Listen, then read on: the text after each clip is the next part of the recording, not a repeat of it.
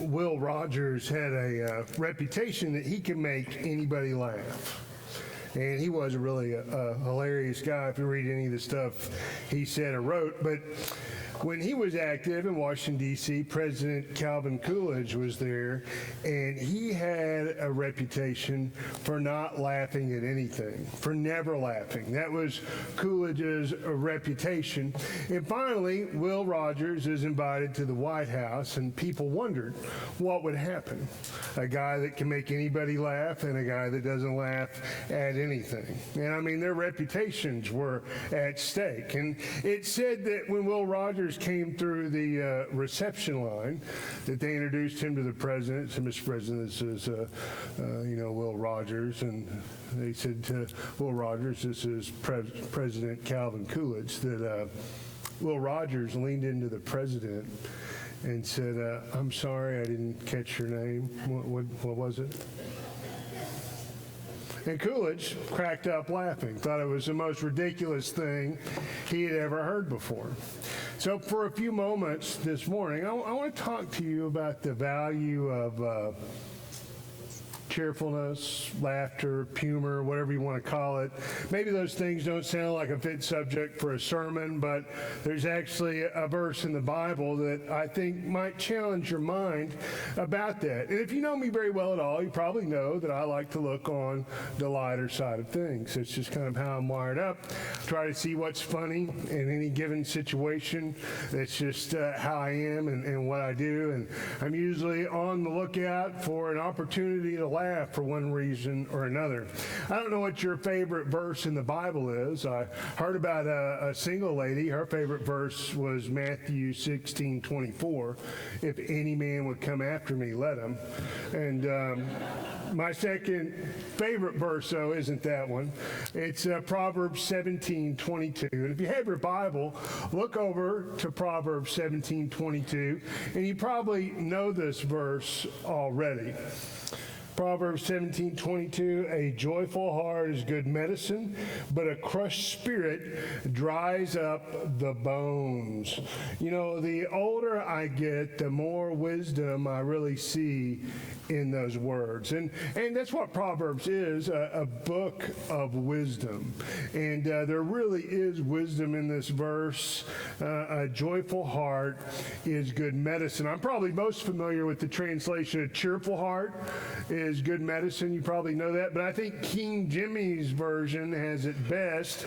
A merry heart is good medicine. There was a study released a few weeks ago that worries me. It was a study linking Alzheimer's and people who worry. So now, since I tend to worry a little bit, I've added this study to my worry list. But I'm hoping I'll forget about it.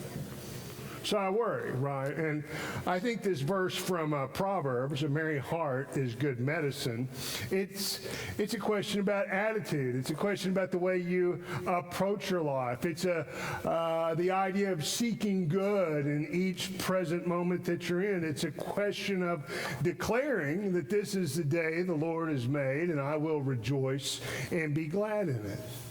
You know, can we do that or not? If we can, then we have a cheerful heart, a merry heart, and that's good medicine, according to the Bible. And if a merry heart is good medicine, if it really is medicine, then what can it do for you?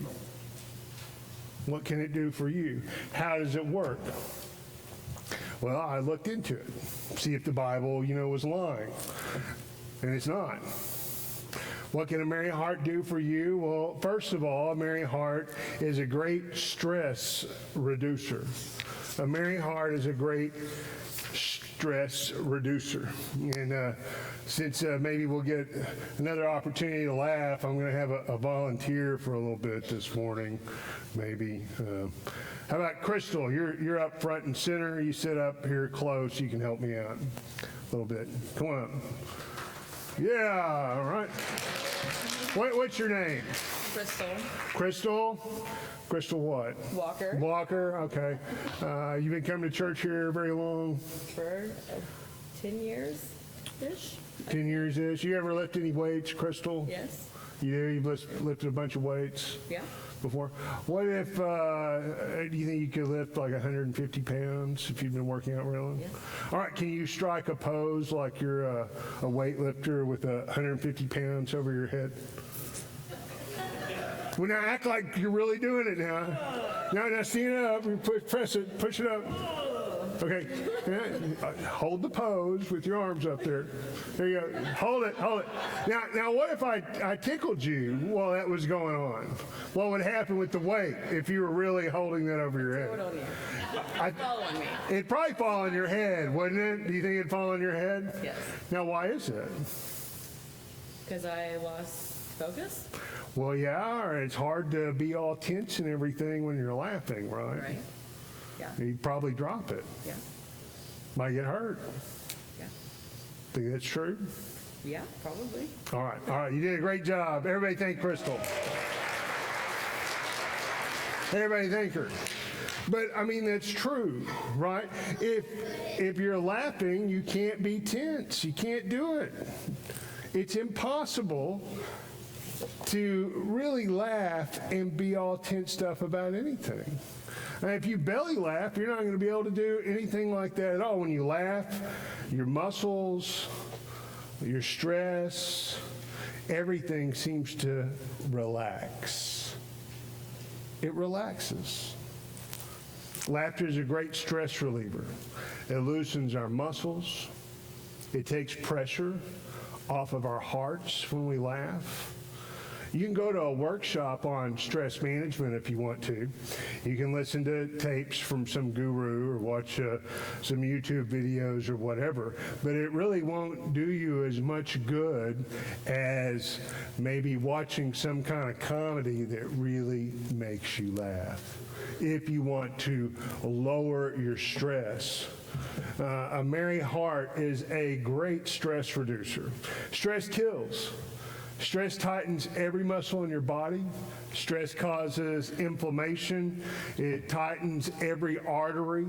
That's what stress does. But laughter, it loosens those muscles. It speeds the flow of everything along, and it helps us to be free from tension. And when we laugh and we have less stress, you even have less inflammation in your body. So a merry heart is good medicine. It's a great stress reducer. And then number two, a merry heart boosts the immune system.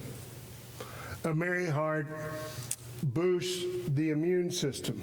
There's also evidence that that's what, cheerfulness, laughter, what it can do for you. Your immune system is what keeps you healthy, and it helps you fight off disease. And as we get older, your immune system has a tendency to weaken, to not be as powerful, and that's why the older you are, the more you need to laugh.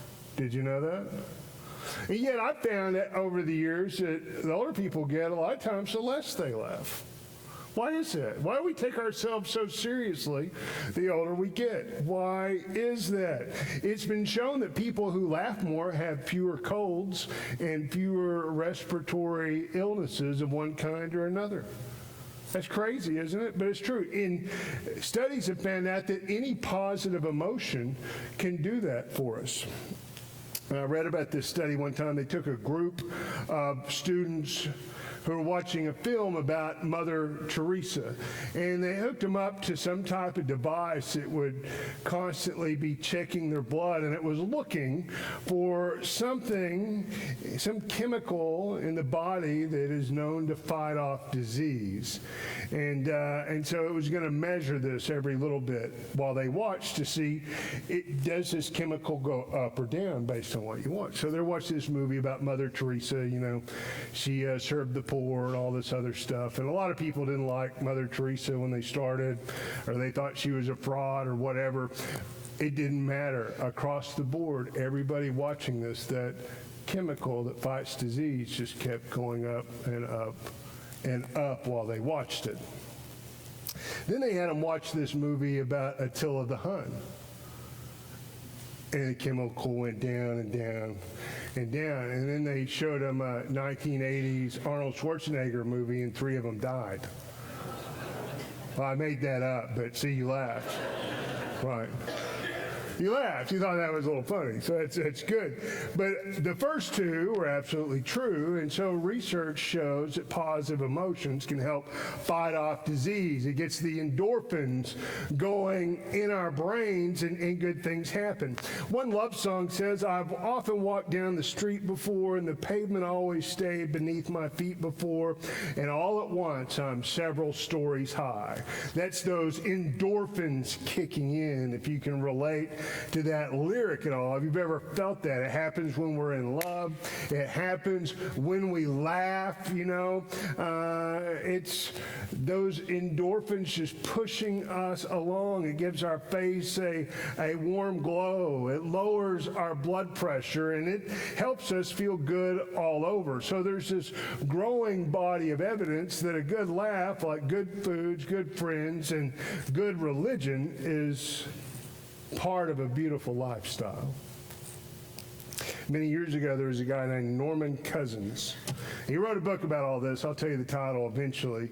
Some people have heard this story before. It was in the, I think, Chicken Soup for the Soul books. They talked about him. So that's why they're familiar with him. But Norman Cousins was diagnosed as terminally ill, and he was given 6 months to live, and his chance of recovery was 1 in 500.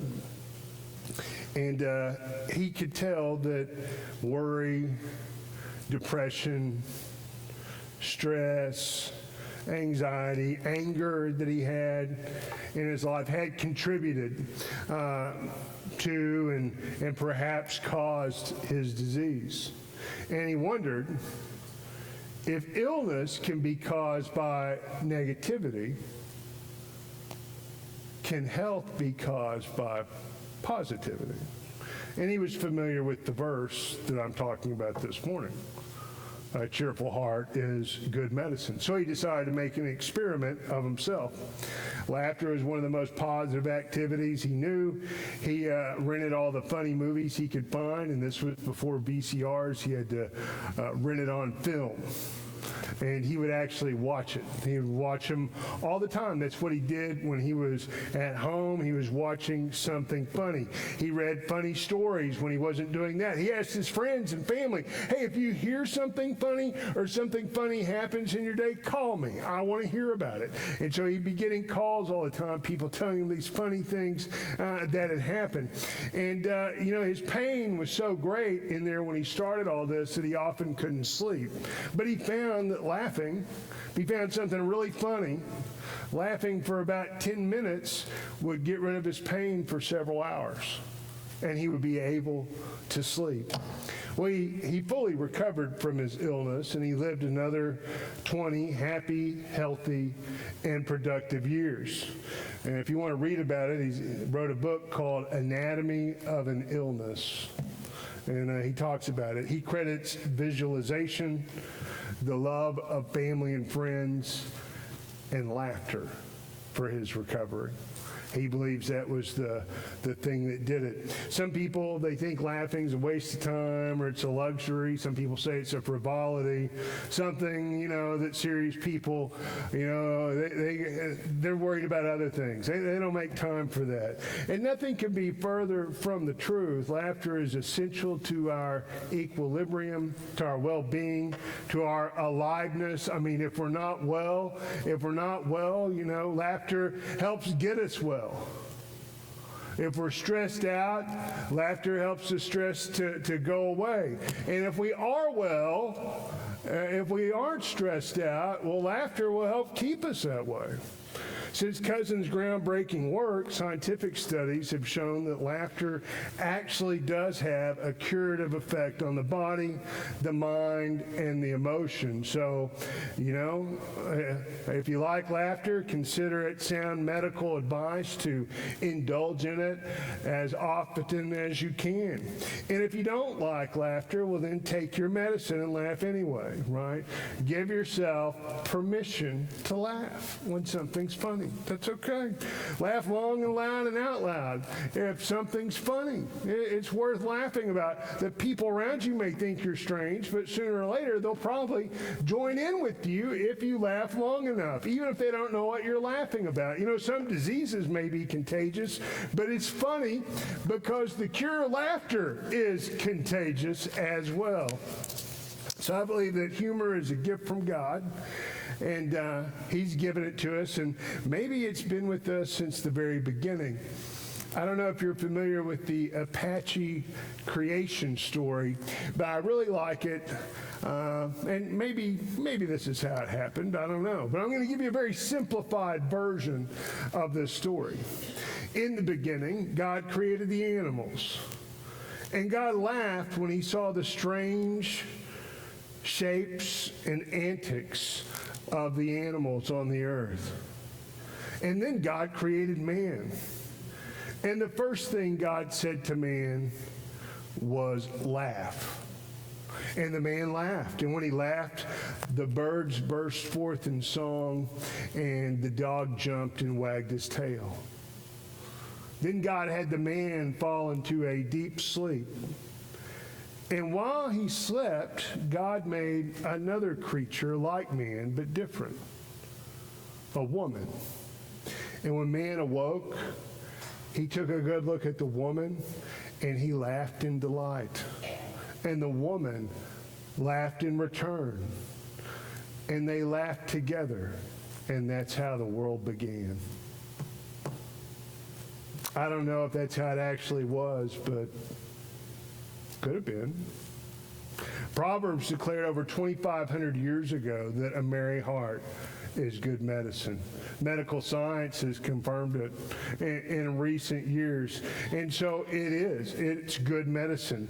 I encourage you to decide to live in the present, to look on the bright side of things, and never pass up an opportunity to see humor in something or a reason to laugh. You know, a merry heart is good medicine. This is the day the Lord has made, and you should rejoice and be glad in it. And I wanted to give you a reason to rejoice if you have nothing. So I'm getting over being sick this week. That's it today. We have a short sermon. Right? You have a merry heart. Let's go to the Lord in prayer.